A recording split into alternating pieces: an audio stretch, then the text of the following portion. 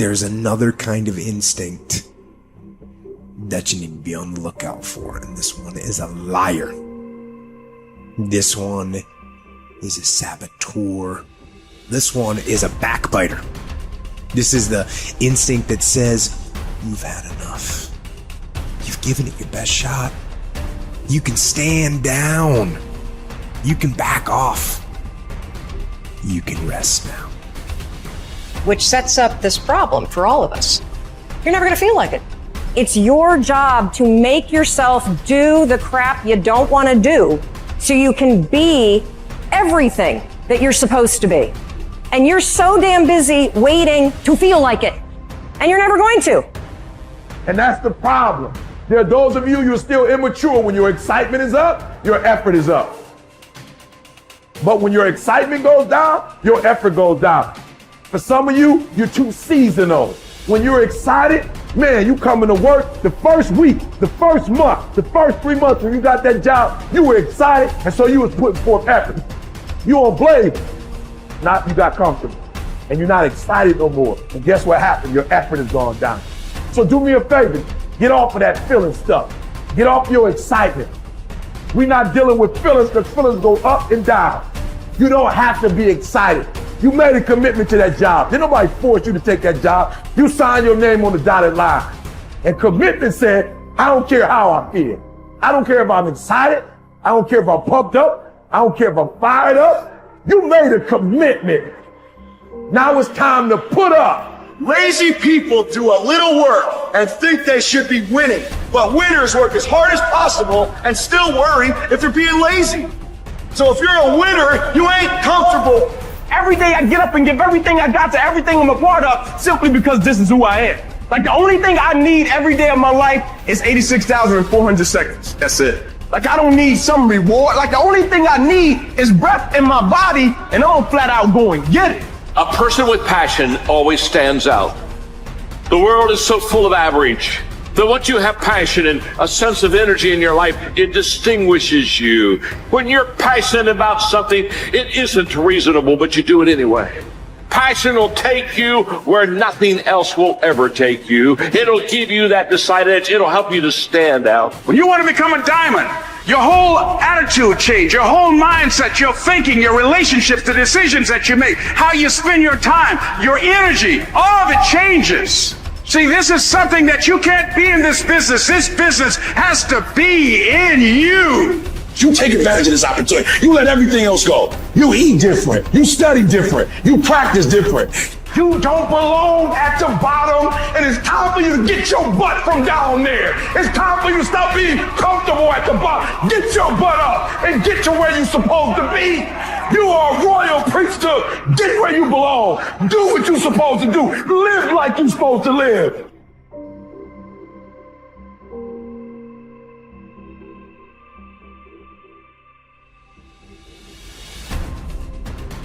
Get better every day.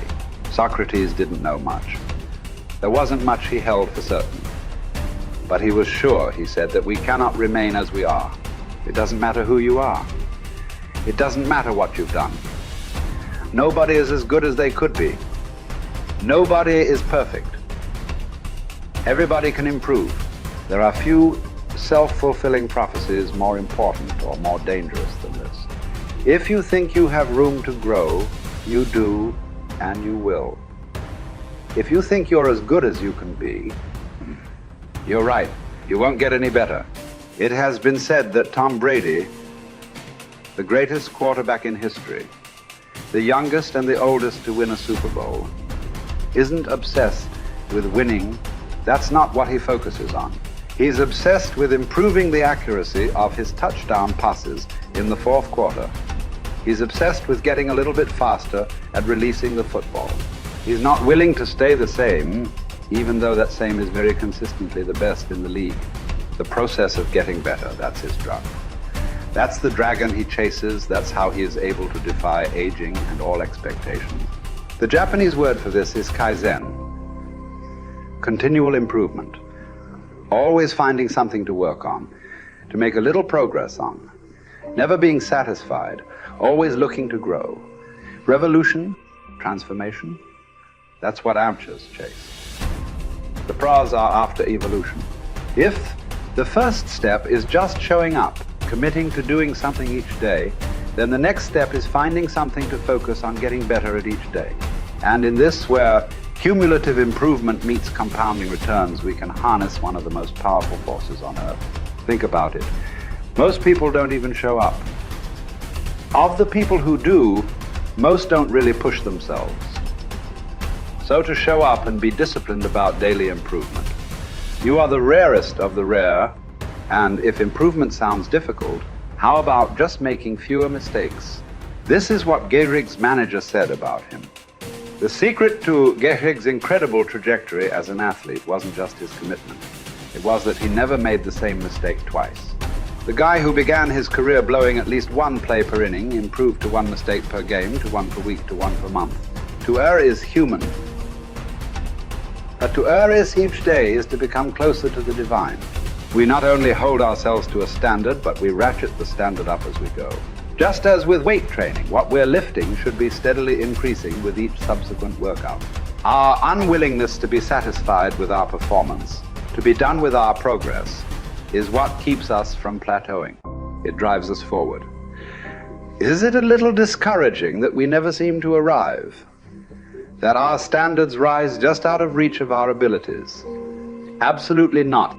We move the goalpost so the game doesn't get boring, and more important, so it never ends. Ultimately, this brings us more pleasure and more satisfaction. We reach heights we'd never have been able to see otherwise. Do you want to be rotting or ripening? Are you getting better? Because if you're not, then you're probably getting worse. Anyone, whether they're a professional athlete or a house cleaner, can get better at their job. You can get better at being a person, a citizen, a son or a daughter. You can get better at how you think, how you focus, what you think about.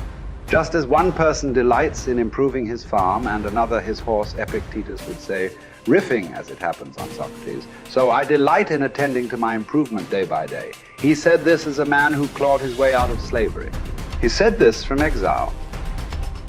He said this as one of the wisest men in the ancient world. And still, he was focused on how he could get better every day, in every way.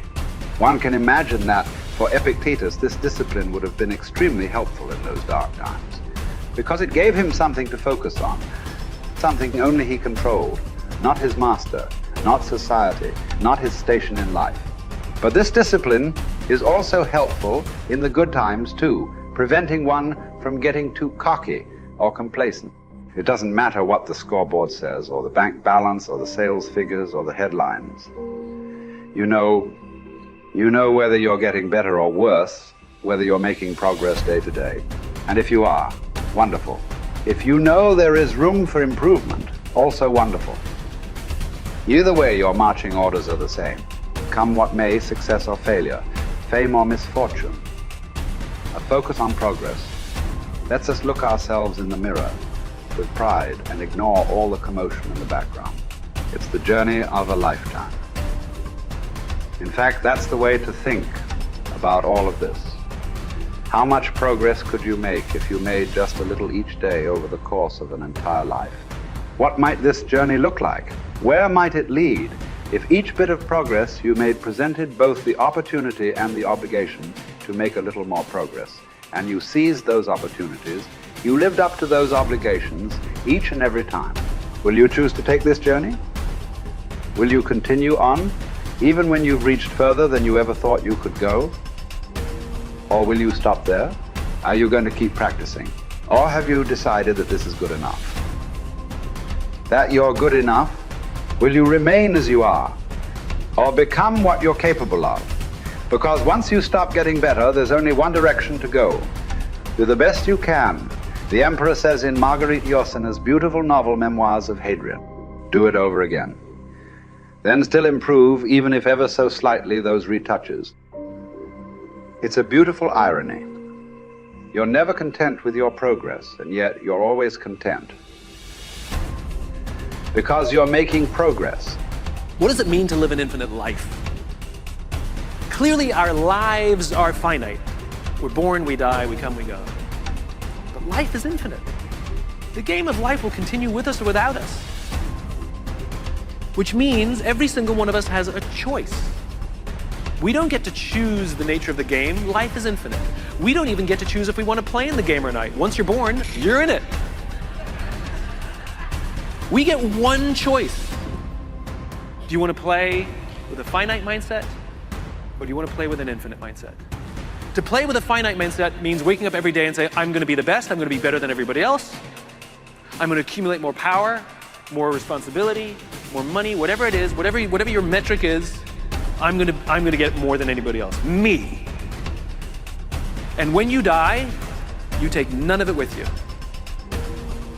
Or we can choose to live our lives with an infinite mindset, which means I'm going to leave this world, this school, in better shape than I found it. It means I'm going to devote my life to see that those around me rise. And we know that we're living with an infinite mindset because our obsession is seeing that we have an impact on the lives of the people around us. We've all had teachers, and some of you are those teachers, where 20 or 30 years from now, I can go to one of your students and say, you're a remarkable human being, you've accomplished so much in your life. How did you become the person you are today? And they will tell me your name.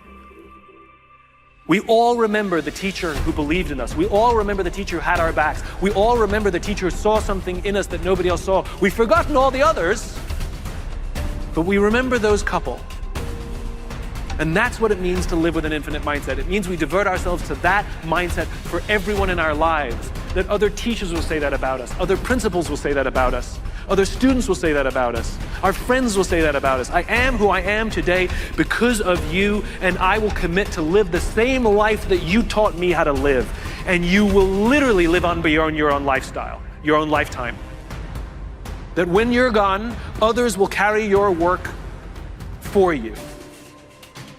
This is what it means to live an infinite life, and it is just a choice. Nobody changes until they change their energy. When you change your energy, you change your life. It's the way it is. When you stop using your enemy to reaffirm your addiction to hatred, when you stop using your best friend to reaffirm your addiction to suffering, when you stop using your Facebook to reaffirm your addiction to insecurity, when you stop that whole process and you start going inward and you're no longer relying on those outer things to create those emotions, and you start creating those inner emotional states, you start changing your energy. Now, whatever is no longer a vibrational match between you and that past, present reality is going to fall away. Right. They're just going to spiral out. You're no longer putting your attention on them. In other words, the stronger the emotion you feel with some problem in your life, the more you give it your attention. Where you place your attention is where you place your energy. You're giving your power away, your life force. Yeah. Lower the volumes of that emotion, you take your attention off that person, you're calling energy back to you. Yeah. And you're building your own electromagnetic field. We've seen the evidence of that in many events, because when people start overcoming themselves, the first day, not always, but the energy of the room will drop. Why? Because they're drawing from the field to build their own field. Now when they build their own field the next day and the fields start interfering with the people next to them, whoop, the energy in the room just keeps going up. So now there's no longer a vibrational match between you and your coworker. Be prepared, because that old known thing is going to fall away because you're no longer emotionally and energetically connected to it. So then when you get in that state, it's not a time to try to put it back together, because at the same time these things are unraveling and they're moving towards chaos, and chaos is just unpredictable order. Right. It's novelty, the newness of an experience that you can't predict is chaos. If you apply the formula, and all potentials in the quantum field exist as electromagnetic potentials. They are possibilities. When they begin to synchronize coherently, your brain and heart, you got a strong Wi-Fi signal, because now you're putting out a very laser coherent signal. Right. When there's a synchronization between your energy and that potential that exists in the future, but it really exists in the present moment, because that's where they exist in the quantum. Now,